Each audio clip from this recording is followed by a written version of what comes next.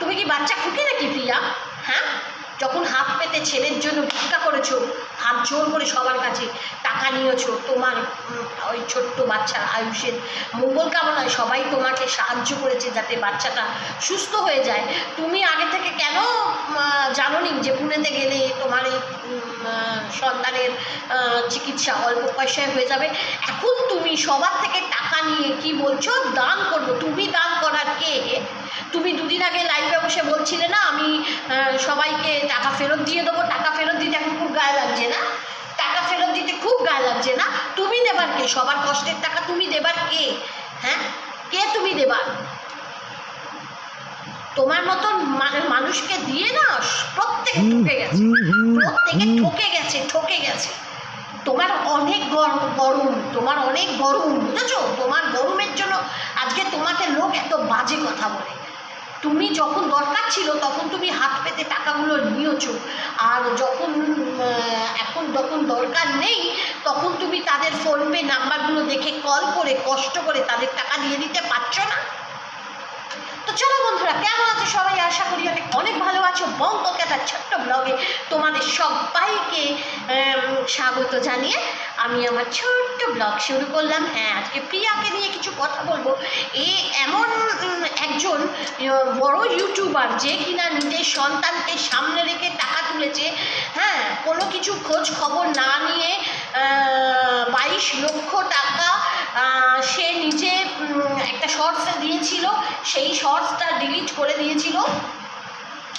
তারপরে সে কিনা এসে সোশ্যাল মিডিয়ায় বলছে আমি দান করব। বাংলাদেশের 12 লক্ষ টাকা উঠেছে, আর বাংলাদেশের টাকাগুলো কোথায় গেল? জোর লাগাও, জোর লাগিয়ে বলো কত হয়েছে তোমার টাকা। তোমাকে যারা ফোনপে গুগল পের মাধ্যমে টাকা দিয়েছে সেই নাম্বারগুলো তো তোমার কাছে আছে, তুমি তাদেরকে জিজ্ঞেস করছো না কেন? এখন এত হাজার হাজার লোক তোমার ভিডিওকে দেখছে, কে দেখছে না, কে স্কিপ করে যাচ্ছে, তুমি তাদের টাকাগুলো হজম করে নেবে? তুমি তাদের টাকাগুলো তো সিম্পলি হজম করে নেবে। তুমি দেবার কে? তুমি দেবার কে? এতগুলো লোক টাকা দিয়েছে, তারা বুঝবে কাকে দেবে না দেবে। তোমার মতন এরকম অনেকেই আছে, ঠিক আছে? এরকম মিথ্যেবাদী করে না, এরকম মিথ্যে কথা বলে না। সত্যি সন্তানকে সামনে রেখে তুমি যেরকম নোংরামি করছো, হ্যাঁ, সেটা ভাবার অতীত।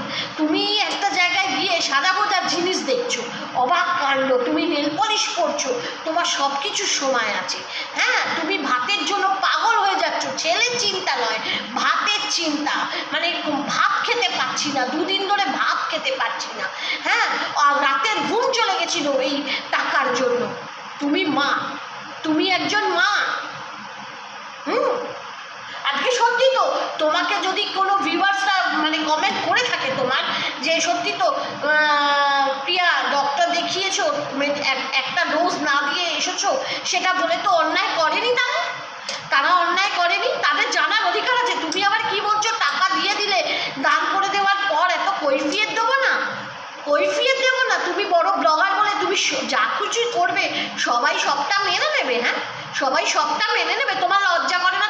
তোমার তো এত জমি জমা, তোমার বর রয়েছে, এত বাড়ি গাড়ি তোমার রয়েছে, সেইগুলো বিক্রি করলে না কেন? সেইগুলো বিক্রি আগে না করে আগে কেন আমাদের সামনে হাত পাতলে?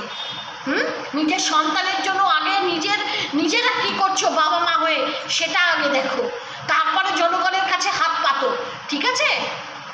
নিজেরা সব কিছু ফুর্তি তামাশ করার জন্য সব কিছু রেখে দেবে, রেখে দিয়ে এখন তোমরা কোথায় কম পয়সায় হবে সেইগুলো দেখবে, দেখে বলবে টাকা লাগছে না, টাকা লাগছে না, তোমাদের কথা শুনবো না।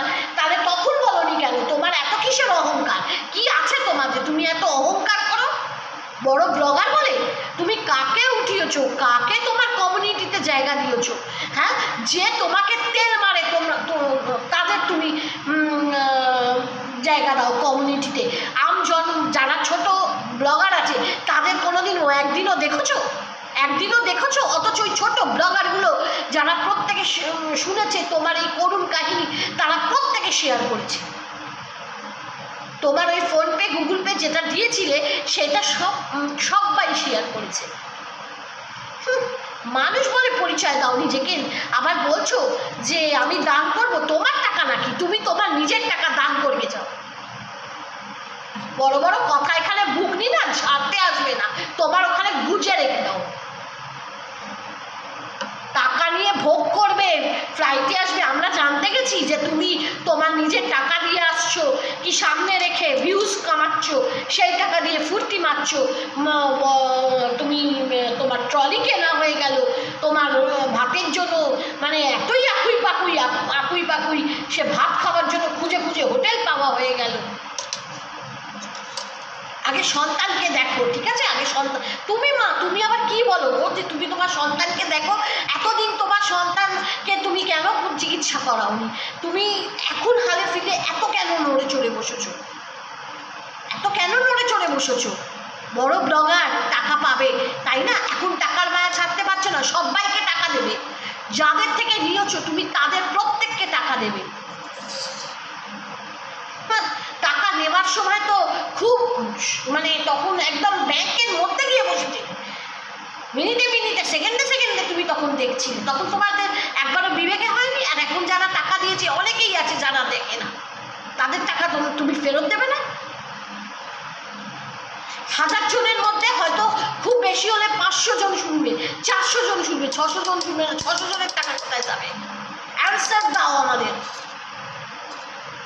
বড় এসছে ওয়াইটিতে একেবারে ভিউজ কামাতে সামনে রেখে, বড় বড় কথা, অহংকার, অহংকার পতনের মূল, ঠিক আছে? অত অহংকার দেখিও না, অত অহংকার দেখিও না। মা হয়েছো, সন্তানকে দেখার মানে কর্তব্য তোমার, ওটা নৈতিক কর্তব্য।